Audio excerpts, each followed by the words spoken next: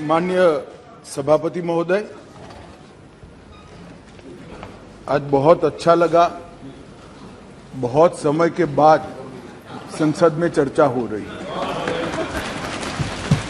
चाहे किसी भी कारण से हो, चाहे जो भी मजबूरी हो, मगर जिस कारण के लिए, जिस काम के लिए संसद बना है, आज उसके मकसद को पूरा होते हुए देख रहे हैं। माननीय अध्यक्ष जी, आज जो बिल लेकर मैं सदन के सामने उपस्थित हुआ हूं, अधीर रंजन चौधरी से लेकर सुशील कुमार रिंकू तक 26 सांसदों ने इसमें हिस्सा लिया है।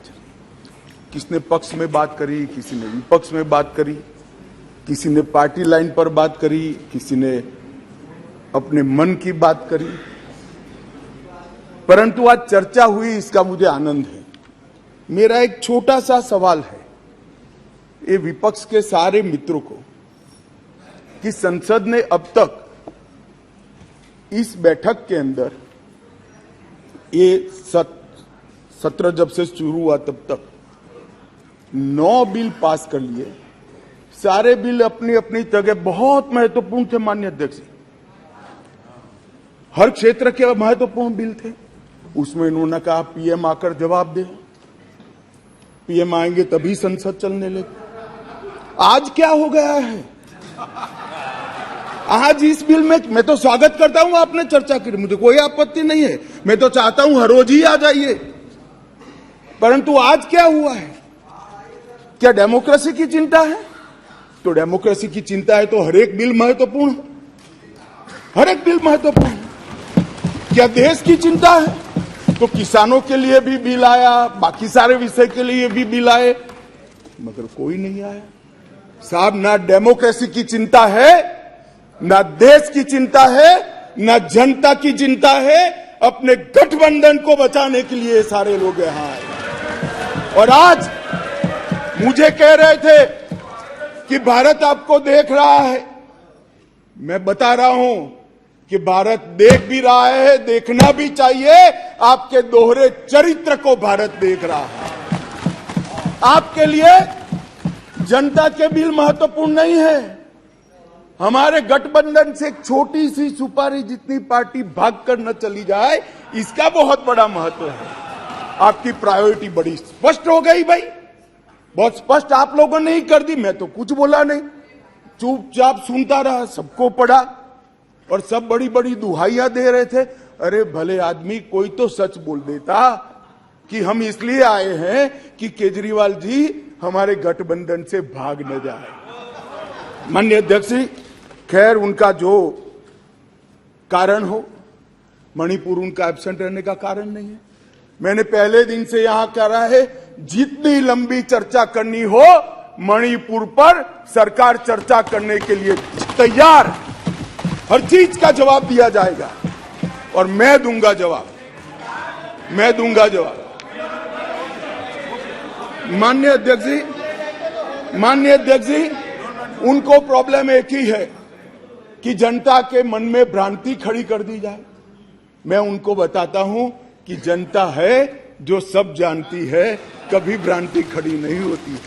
आज आपने अपने आप को यहां पर एक्सपोज कर दिया है। माननीय अध्यक्ष जी, पूरी चर्चा को मैंने सुना। प्रेमचंद्रन जी से लेकर सारे लोग जो विषय पर बोले, मैंने ध्यान पूर्वक नोट भी पढ़े हैं, सुना भी है। माननीय अध्यक्ष जी, ये फिर से मैं एक बार कहता हूं कि सदन जनता को गुमराह करने की जगह नहीं है। सारे लोग राज्य के अधिकार, राज्य के अधिकार, राज्य के अधिकार कह रहे हैं। कौन से राज्य के? कौन से राज्य के? दिल्ली राज्य ही नहीं है, ये तो संघ प्रदेश है, और संघ प्रदेश में भी राजधानी क्षेत्र है जो एक विशेष आर्टिकल के तहत बनाया गया। अनुच्छेद 239 से 242 तक दिल्ली के कामकाज करने के तरीके को संविधान ने स्वीकार किया। हम तो संविधान संशोधन लेकर नहीं लाए थे, आप ही आए थे। 69वां संविधान संशोधन आप लेकर आए थे, आपने ही अधिकार नहीं दिए थे। अधिकार उसके तहत अनुच्छेद 239A3B के तहत संसद को दिल्ली संघ राज्य क्षेत्र या उसके किसी भी भाग के लिए, उसके संबंधित किसी भी विषय के लिए कानून बनाने का पूर्ण अधिकार है।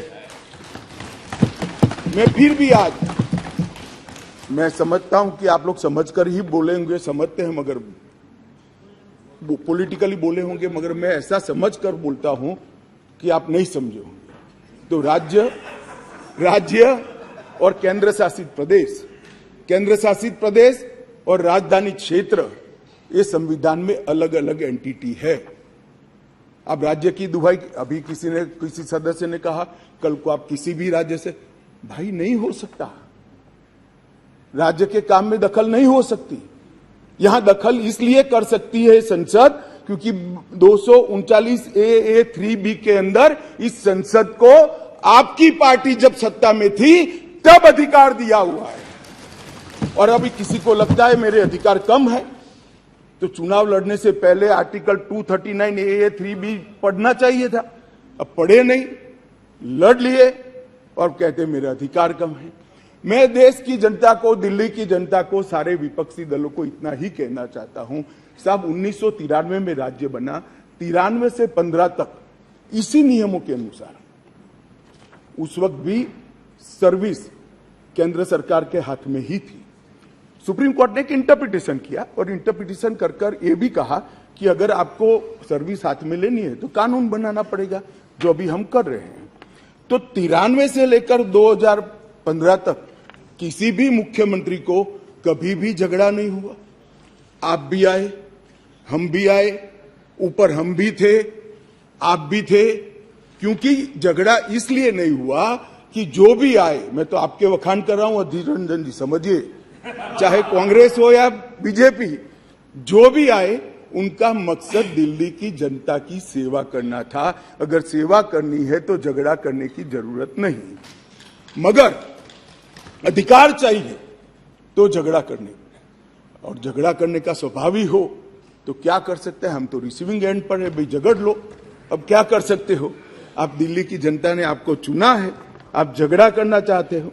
और रूल्स बनाने के पावर के बारे में किसी सदस्य ने कहा, मैं इतना ही कहना चाहता हूं कि रूल्स बनाने के अधिकार, जो एक्ट बनाने का जिसके पास अधिकार है उसी के पास रूल्स बनाने के अधिकार रहते हैं।